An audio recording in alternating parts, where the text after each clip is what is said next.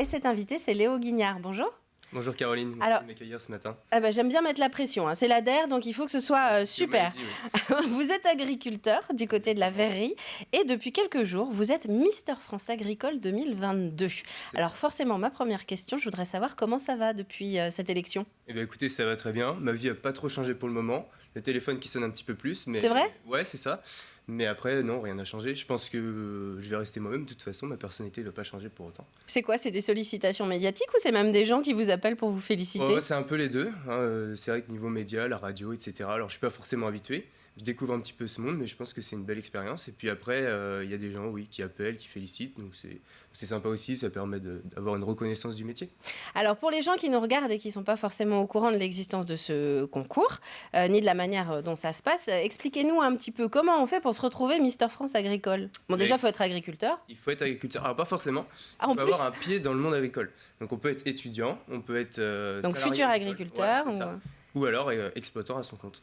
Et puis après, c'est un concours qui se passe uniquement sur les réseaux, sur Facebook. Donc il y a 3 semaines, j'avais pas connaissance de ce concours. Je me suis lancé comme ça, c'était un petit défi entre copains, j'ai dit bon allez vas-y j'essaye. Et puis voilà, je me retrouve à gagner ce concours. Donc en fait c'est très simple, on poste notre candidature avec une photo là comme on voit à l'écran. Donc c'est ça, en fait ça a été le portrait que vous avez envoyé. C'est ça, parce que bon c'est pas un concours de beauté mais il faut quand même une photo pour savoir de qui on parle. Et puis après on développe un petit peu ce qu'on fait comme activité, etc. Quelles sont les motivations pour lesquelles on s'engage sur ce concours. Et puis après les gens votent par des likes.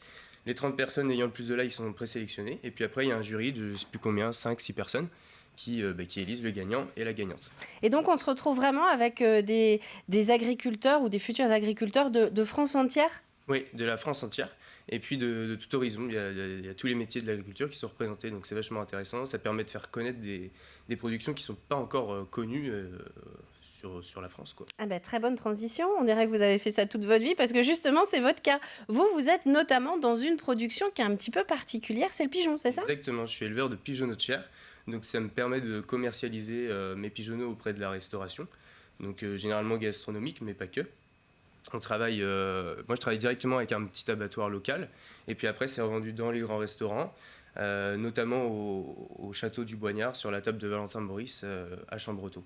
Ah, c'est du côté de Chambretot, oui, Chambéry. Voilà, donc c'est effectivement, on est vraiment dans le local. Et donc pour vous, cette élection, ça a aussi été le moyen un peu de mettre sur le devant de la scène cette production, cette filière dont on parle peu au niveau du grand public. Ça. En fait, quand je me suis dit je fais ça, je me suis dit pourquoi je vais le faire ? Il fallait bien que je me pose la question. Je me suis dit il y a 3 enjeux. Le premier, c'était de faire connaître un peu une autre facette de l'agriculture, montrer qu'il y a des jeunes qui sont motivés par ce métier qu'on qualifie de difficile, etc. Montrer que c'est pas parce qu'on n'est pas du milieu agricole, parce que mes parents n'étaient pas agriculteurs, qu'on peut pas y arriver. Et puis après, deuxièmement, c'était un peu de porter cette image sur la filière pigeon, parce que c'est pas assez reconnu à mon goût. On est quand même l'un des fleurons de la gastronomie française.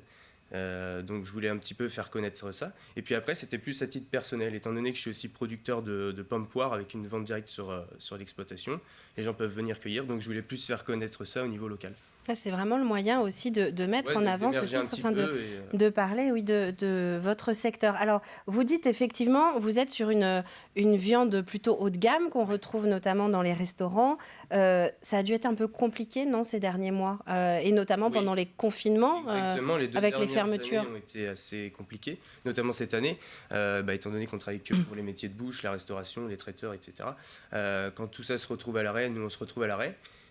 Après, on a une production qui est en place sur 4 ans, donc on ne peut pas s'arrêter de produire. Donc il a fallu continuer de produire, continuer de nourrir les animaux, continuer de payer les factures, tout en détruisant la production au final, parce qu'on ne pouvait pas la vendre. Donc ça a été compliqué financièrement et puis aussi moralement, parce que c'est vrai que notre métier, c'est d'élever, c'est pas de détruire.